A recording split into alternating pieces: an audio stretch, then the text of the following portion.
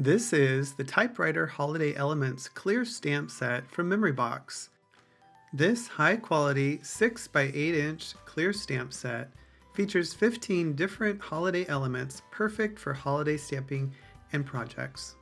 This set features our popular typewriter font in the Night Before Christmas poem, as well as Believe, Peace, Warm Wishes, Noel, Joy to the World, Merry Christmas, and a few 25 icons.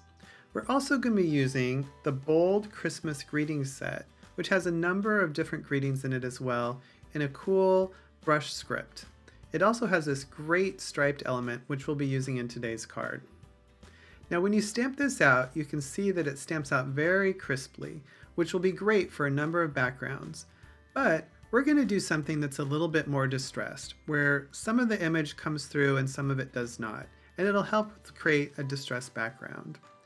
I'll be using Distress Oxide ink in Iced Spruce to create a background on some plain white cardstock. I'll be applying the ink in an uneven way so that some areas are darker than others. There isn't a perfect way to do this, so just use your imagination, add some color here and there, and I promise it'll turn out just fine. Once you've applied the ink, now you need to spray it to create that distressed look. I've filled a spray bottle with 10 parts water to 1 part bleach solution. This will make the spray really show up nice and white and create sort of a snowy look for the background.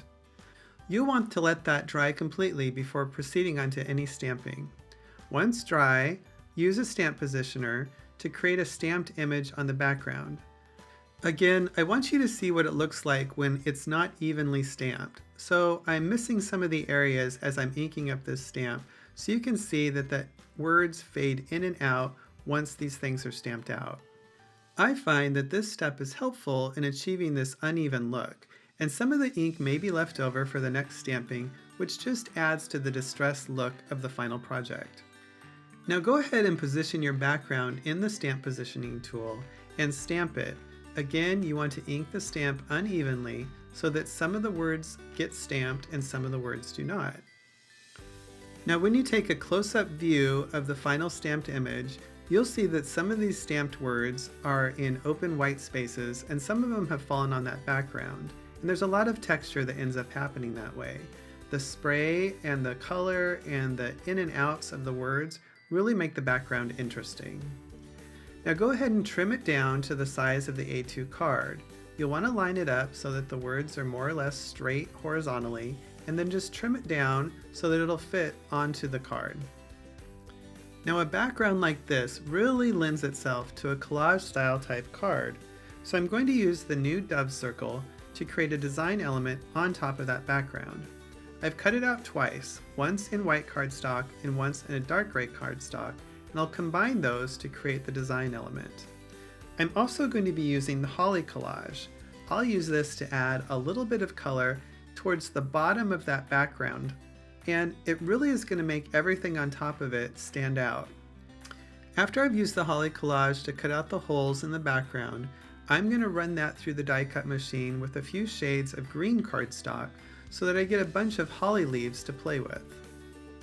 Another element that we're going to add on is a strip of vellum, and I'm going to use that striped stamp from the Bold Christmas Greetings stamp set to create this embossed piece on the vellum. I'll position the stamp right on the vellum, and using the tool, I'm going to stamp that with some clear sticky ink. In this case, I'm just using a Versamark ink pad. Apply the ink and stamp it out, and I'm going to be using that to adhere the embossing powder to it. I'm going to use a sparkly white embossing powder, but any embossing powder will do. I love the look of white on vellum, and so that's why I've chosen this one. Go ahead and sprinkle the embossing powder directly on the stamped image, shake off the excess, and you can see that it sticks everywhere that I've stamped. Follow up by heat embossing the powder and then trim down that strip to the size that you're going to be using for the card. I just made it narrow and just followed the edges of that striped border. Now you can see it's going to be laying over those open areas, and once we've got that all filled in, there'll be a lot of color and texture to play with there.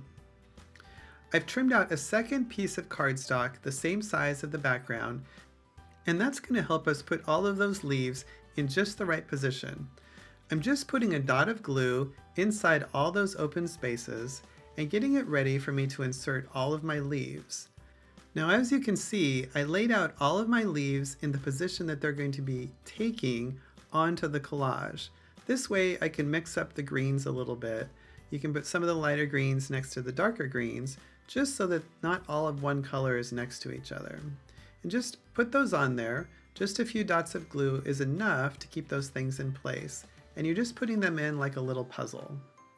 It's really cool to see the contrast between the background with the splatter and the words that are sort of fading in and out versus this really solid green color of the leaves. It's a beautiful look for a collage. Once you've placed all of the leaves in their correct position, go ahead and take that embossed vellum strip and layer it over so you can see where you want to position that. And you'll be able to see some of the leaves showing through that vellum, which is so beautiful. I think we need a little bit of red in there to mimic the look of some berries, so I've stamped out one of the words from the clear stamp set, believe, and I've embossed it with some white embossing powder on some red cardstock. We'll just use that element to add a little bit of color right in the middle of those leaves. I'll just trim it down a bit with some scissors, and I'll be placing that right over the vellum strip. Now I have to get my dove circle ready for the collage, so I'm just going to flip all the pieces and layer them back into each other just like a puzzle, and I'll be using some adhesive to put them all in place. Take your time as you're reassembling this piece. You want all of the edges to match up nicely before applying the adhesive. Now I've cut out a couple pieces of foam mounting tape, and I'm just going to put those across those different pieces so that they all link together. And this is also going to provide a little bit of dimension when you stick it to the front of the card. Now that I have my collage elements in place, I've attached that vellum strip to the background just by wrapping those ends around the edge. And I'm just going to go ahead and put that dove circle onto the card as well. When you're assembling a collage card, you can just use your instincts as far as where things should go. So I've decided to kind of put that in the upper right corner, and since I wanted a little bit of red in the middle where the holly leaves are, I'm just going to kind of stick that in there, but still let some of that striped element show. You can continue to build onto your collage card. I'm going to use the Batavia Stitch snowflakes to create a few more design elements. You'll find it's easy to continue to add onto the background provided by the Typewriter Holiday Elements Clear Stamp Set. It really is a fun set of stamps that can be used for so many different holiday projects. To learn more about the rest of our collection, please visit memoryboxco.com.